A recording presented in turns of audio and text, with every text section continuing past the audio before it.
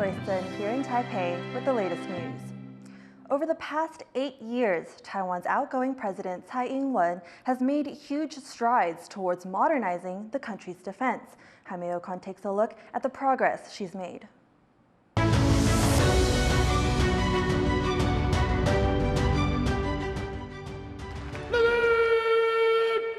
When Tsai Ing-wen became Taiwan's president in 2016, one of the first things she addressed was the looming threat to security in the Asia-Pacific. Tsai took office at a time when China, which has long threatened to invade Taiwan, was increasingly capable of taking over the country. The possibility of war had loomed over Taiwan for decades, but many people didn't take it seriously, thinking Beijing would never invade.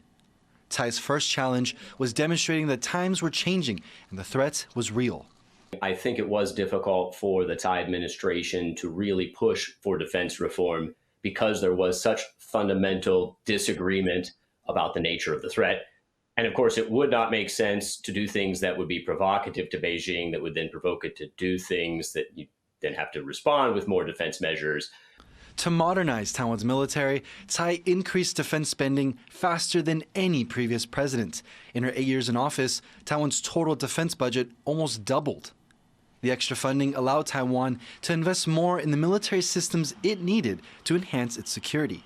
She had two challenges. One, she had to play catch-up because Taiwan force modernization is an ongoing year-on-year effort.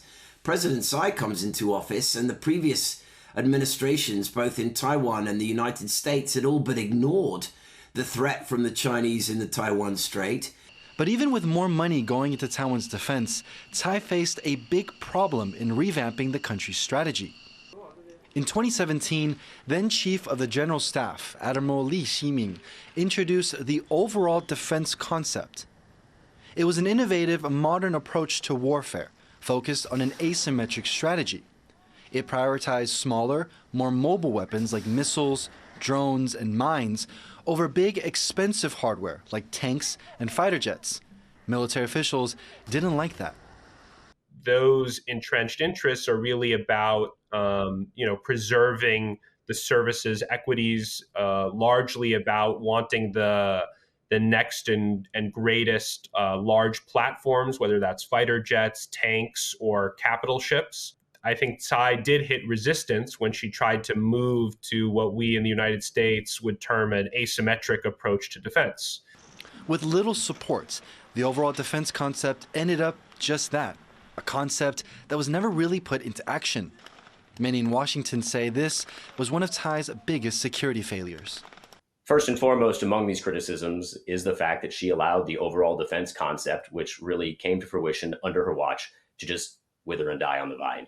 And many of us here in the U.S. think asymmetric warfighting concepts, that really is the only way that Taiwan can effectively defend itself. With China growing more vocal with its threats against Taiwan, Tsai vowed to continue modernizing the country's military. Taiwan stepped up cooperation with the U.S. to acquire some of the world's most advanced weapons.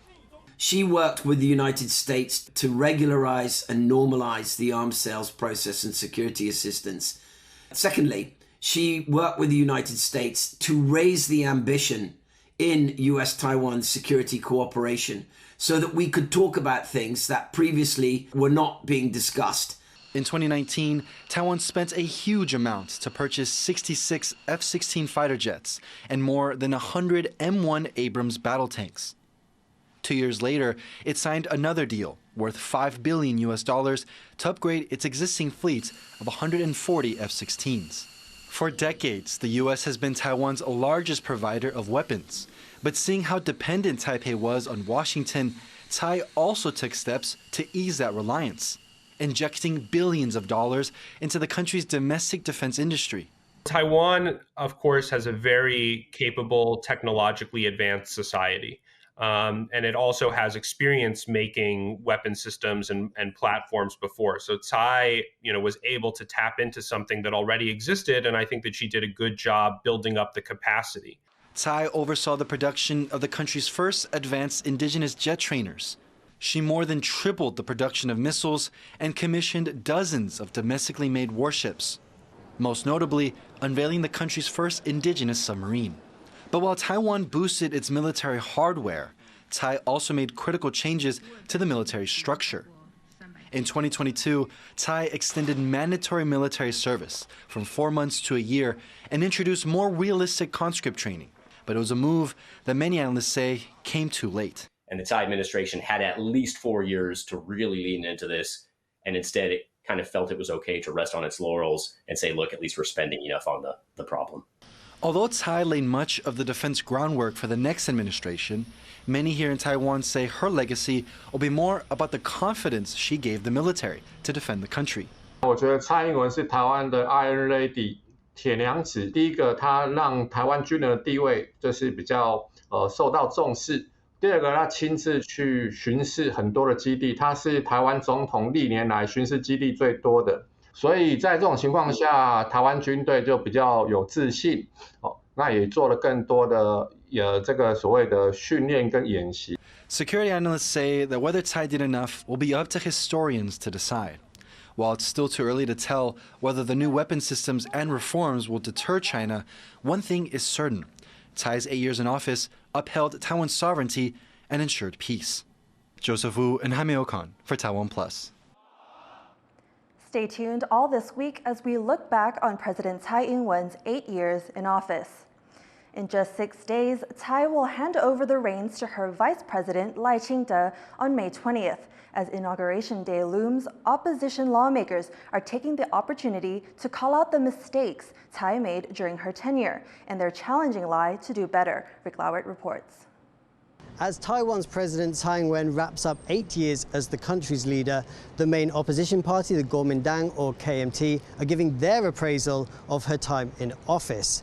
They've been criticizing her track record on issues including energy production, rising house prices, and stagnant wages. They also say she is to blame for deteriorating relations between Taipei and Beijing.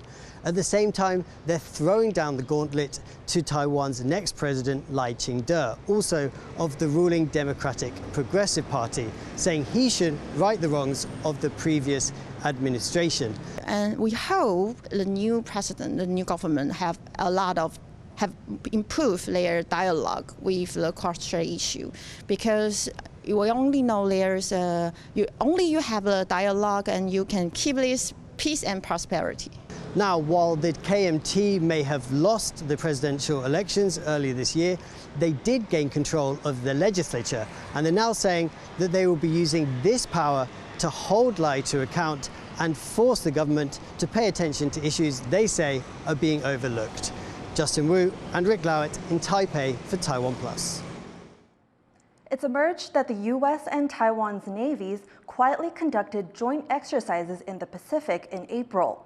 According to Reuters, the drills involved, quote, multiple military assets, including frigates and supply vessels. One source told Reuters that the drills officially did not exist and were dubbed unplanned sea encounters. The U.S. and Taiwan try to keep military exchanges quiet to avoid angering China. The Philippines is accusing China of trying to build up an artificial island in the South China Sea. The Philippine Coast Guard has released footage of what it says shows piles of dead coral dumped on Sabina Shoal in the disputed waters. Manila says Beijing has been altering maritime features in the region. It says its Coast Guard will maintain a presence in the sea to stop China from doing so. Tensions have been growing in the South China Sea, with multiple clashes between Chinese and Philippine vessels in the last few months.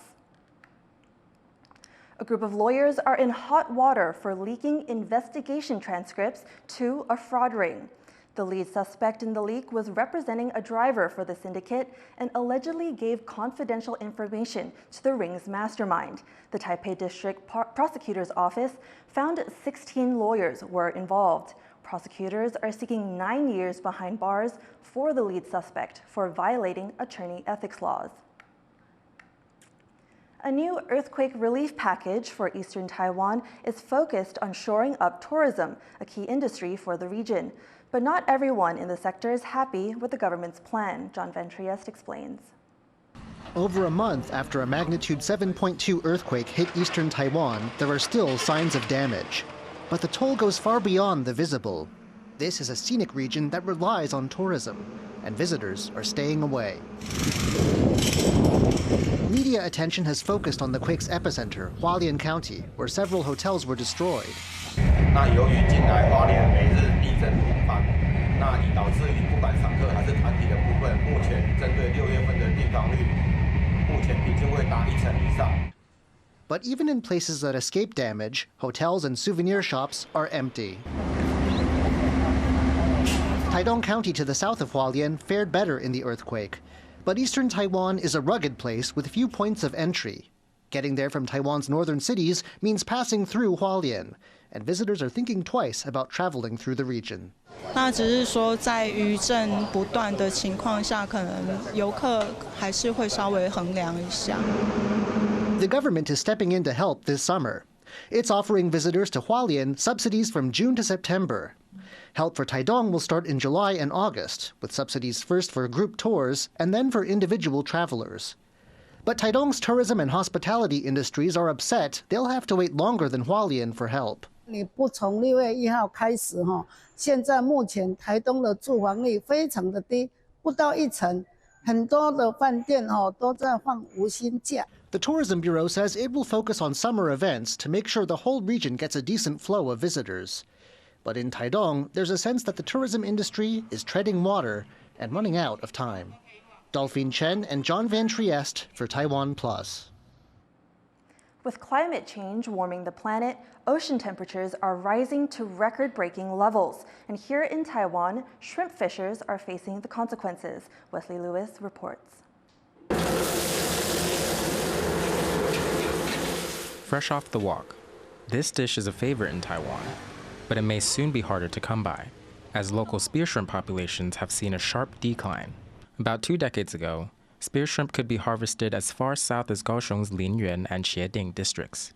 But by 2019, the furthest south they could be found is off the coast of Tainan and Zhanghua. 比如说我们在嘉定，抓上来的大部分都是剑虾，然后奇怪怎么抓到最后就是记录到最后就变成不见了。 Some researchers say rising ocean temperatures are forcing them to move to cooler habitats. 可以看到这个表层的温度有到31度、30度。 可是我们可以看到，它跟昨天我们看到的现象不一样，不是这样从头到尾都是均匀的，所以它就慢慢的降温，所以它在底部的我们底托底部的温度目前大概22度。 Researchers say spear shrimp are sensitive to water temperatures, and below 26 degrees Celsius is ideal. 它目前测到的就从表层是31，然后到了70公尺水深的地方，它总共已经目前是22度，所以我们很幸运温度是一个非常重要的因子，关键因子。Researchers have been conducting surveys of shrimp populations in the Taiwan Strait. In July 2020, they caught 217 spear shrimp, but by July 2023, the same team only found 141 in the same area. Their research suggests shrimp populations have now moved into deeper waters, further north in the Taiwan Strait. 好，那所以我们这次有比较深的地方采样，所以我们在澎湖水道的北边跟澎湖水道里面，其实我们都还是有采到比较多量的这个长脚仿对虾。 With shrimp impacted by rising ocean temperatures, some conservationists say unsustainable fishing is further threatening the population. By keeping up-to-date figures on shrimp numbers and discouraging overfishing, these researchers aim to keep spear shrimp on the menu. Patrick Chen and Wesley Lewis for TaiwanPlus. Researchers are warning that the brown dipper songbird population is being threatened by changes to weather patterns in Taiwan. They say a decrease in typhoons over the past 7 years has increased vegetation in the brown dipper's habitat, making it harder for them to nest. This has also made it easier for predators to threaten the birds. 天敌掠食导致它们的繁殖产数很少，所以接下来就要注意说，在没有台风影响之后，是不是反而天敌掠食的状况会导致它们的族群数量开始往下走。Thank you for watching What's Up Taiwan. I'm Joyce. Take care and see you next time.